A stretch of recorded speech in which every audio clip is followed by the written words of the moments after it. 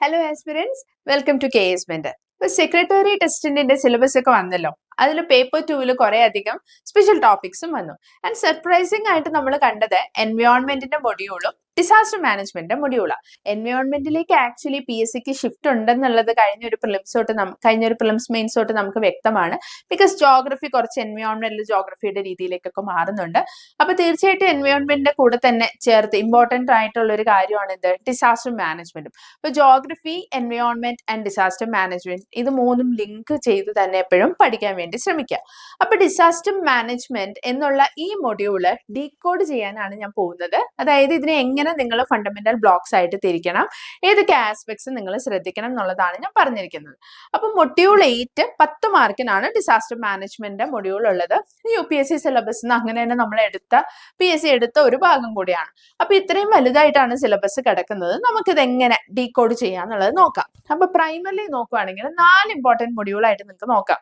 ഒന്ന് ഡിസാസ്റ്ററിനെ കുറിച്ചുള്ള ഇൻട്രോ ഭാഗം, അത് കഴിഞ്ഞ് ഡിസാസ്റ്റർ മാനേജ്മെന്റ് സൈക്കിൾ, പിന്നെ ഇന്ത്യയിലെ ഫ്രെയിംവർക്ക്, ഇന്റർനാഷണൽ ഫ്രെയിംവർക്ക്. ഈ 4 രീതിയിലാണ് നിങ്ങൾ ഡിസാസ്റ്റർ മാനേജ്മെന്റ് പഠിക്കേണ്ടത്. അപ്പൊ ഫസ്റ്റ് ഇൻട്രൊഡക്ഷൻ ടു ഡിസാസ്റ്റേഴ്സിൽ നമ്മൾ എന്തൊക്കെ നോക്കണം? ഒന്ന് ഡിസാസ്റ്റർ എന്താണെന്ന് നമ്മൾ മനസ്സിലാക്കി വെക്കണം. എത്ര ടൈപ്സ് ഓഫ് ഡിസാസ്റ്റേഴ്സ് ഉണ്ടെന്നുള്ളത് നോക്കുക. ഇപ്പൊ മാൻമെയ്ഡ് ഡിസാസ്റ്റേഴ്സ് ഉണ്ട്, നാച്ചുറൽ ഡിസാസ്റ്റേഴ്സ് ഉണ്ട്.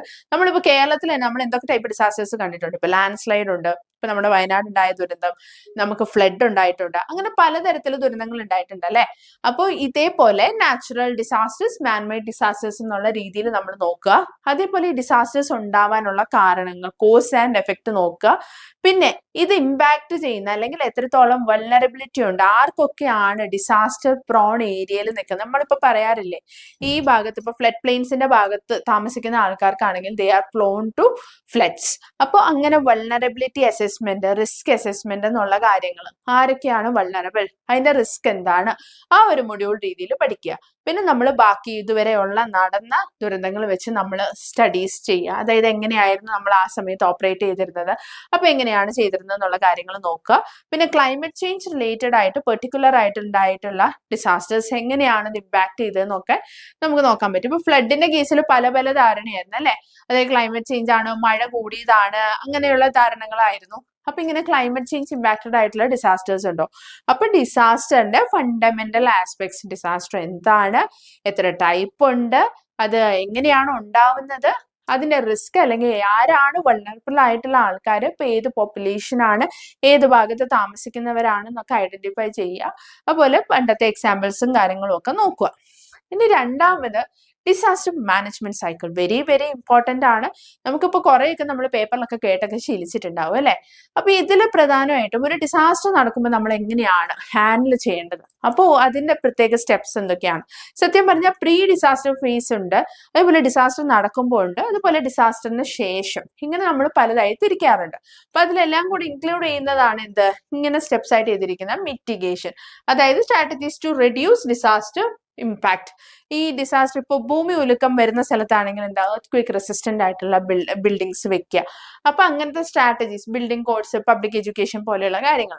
പിന്നെ പ്രിപ്പയർനെസ്, എങ്ങനെ പ്ലാനിങ് ആൻഡ് ട്രെയിനിങ്. ഇപ്പൊ നമ്മൾ നാട്ടിലൊക്കെ ഈ ഇതിന്റെയൊക്കെ സമയത്ത് എന്താ, ഈ ലോക്കൽസ് ആയിട്ടുള്ള ആൾക്കാർക്കൊക്കെ നമ്മൾ ട്രെയിനിങ് കൊടുക്കാറുണ്ടായിരുന്നു അല്ലെ. അപ്പൊ അത്തരത്തിൽ പ്രിപ്പയർ ചെയ്യുക, അതായത് ഓരോ ഡിസാസ്റ്റർ വരുമ്പോഴും എങ്ങനെ റെസ്പോണ്ട് ചെയ്യണം എന്നുള്ള പ്രിപ്പയർനെസ്, പിന്നെ അതിന്റെ റെസ്പോൺസ്, അതേപോലെ റിക്കവറി, എങ്ങനെ ഇവരെയൊക്കെ റീഹാബിലിറ്റേറ്റ് ചെയ്ത് റിക്കവറിക്കുള്ള മെക്കാനിസം. അപ്പൊ ഇങ്ങനെ ഒരു രീതിയിലാണ് എന്താ ഡിസാസ്റ്റർ മാനേജ്മെന്റ് സൈക്കിൾ വയ്ക്കുക. Mitigation, preparation, response, recovery. അപ്പൊ ഈ ഒരു ആസ്പെക്ട് വളരെ ഇമ്പോർട്ടന്റ് ആണ് ഡിസാസ്റ്റർ മാനേജ്മെന്റ് സൈക്കിൾ. അടുത്തത് ഡിസാസ്റ്റർ ഫ്രെയിംവർക്ക് ഇൻ ഇന്ത്യ. ഇന്ത്യയിൽ എന്തൊക്കെ കാര്യങ്ങളാണ് ഡിസാസ്റ്റർ മാനേജ്മെന്റിന് വേണ്ടി ചെയ്തിട്ടുള്ളത്? അപ്പൊ പ്രധാനമായിട്ട് ഇതിന് വല്ല അതോറിറ്റി ഉണ്ടോ, ലോസ് ഉണ്ടോ, ഇങ്ങനെയുള്ള കാര്യങ്ങളൊക്കെ നോക്കണം. അപ്പൊ അതിൽ ഏറ്റവും ഇമ്പോർട്ടന്റ് ആളാണ് ആര്? NDMA. നമ്മൾ എപ്പോഴും കേൾക്കുന്ന നാഷണൽ ഡിസാസ്റ്റർ മാനേജ്മെന്റ് അതോറിറ്റി. ഇവരുടെ റോൾ എന്താണ്, റെസ്പോൺസിബിലിറ്റി എന്താണ്? അതേപോലെ ഇവർക്ക് ഇത് നാഷണൽ ലെവലാണ്. സ്റ്റേറ്റ് ലെവലിൽ ആര് വരും? State disaster management authority. അതേപോലെ ഡിസ്ട്രിക്റ്റിൽ ആര് വരും?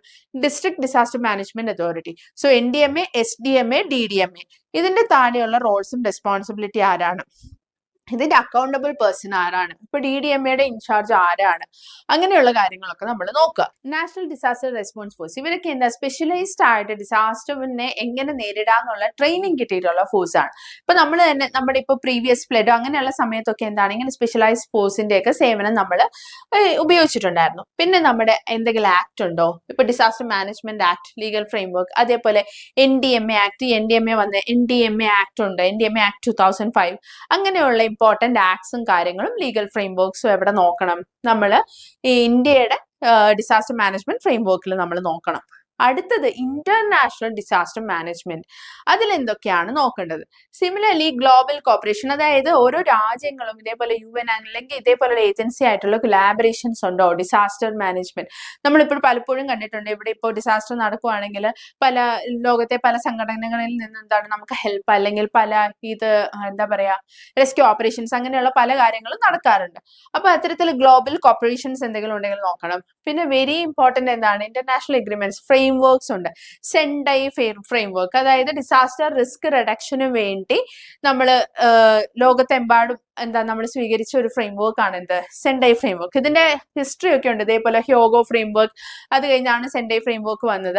അതൊക്കെ നിങ്ങൾ ഡീറ്റെയിൽഡ് ആയിട്ട് ക്ലാസ്സുകളിൽ പഠിക്കും. അപ്പൊ ഈ സെൻഡൈ ഫ്രെയിംവർക്ക്, അതുപോലെ യുണിസിഡർ, അതായത് United Nations International Strategy for Disaster Reduction, UNISDR നമ്മൾ വായിക്കുന്ന United Nations strategy for disaster management, disaster reduction, disaster reduce ചെയ്യാൻ വേണ്ടിയിട്ടുള്ള യുണൈറ്റഡ് നേഷൻസിന്റെ ഇനിഷ്യേറ്റീവ് ആണ്.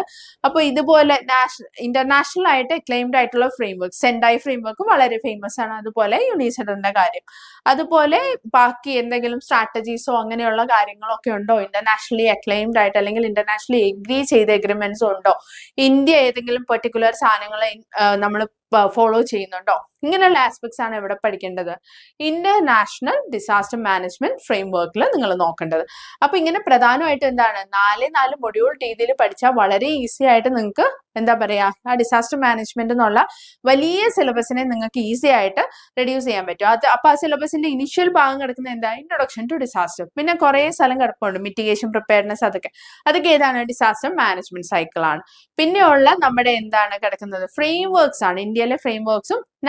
ലാസ്റ്റ് കിടക്കുന്ന എന്താണ് ഇൻസ്റ്റിറ്റ്യൂഷൻസ്, NDMA, അതുപോലെ national institute of disaster management ഉണ്ട്, NIDM, ഓക്കെ, അതേപോലെ NDRF, അതെല്ലാം നമ്മൾ എവിടെയാ ഇന്ത്യയുടെ ഡിസാസ്റ്റർ മാനേജ്മെന്റ് ഫ്രെയിംവർക്കിൽ കൊടുത്തു. അപ്പൊ ഇങ്ങനെ 4 തിരിച്ച് പക്കയായിട്ട് പഠിച്ചു കഴിഞ്ഞാൽ വളരെ ഈസി ആയിട്ട് പഠിക്കാൻ പറ്റുന്ന ഒരു ഭാഗമാണ് ഡിസാസ്റ്റർ മാനേജ്മെന്റ്.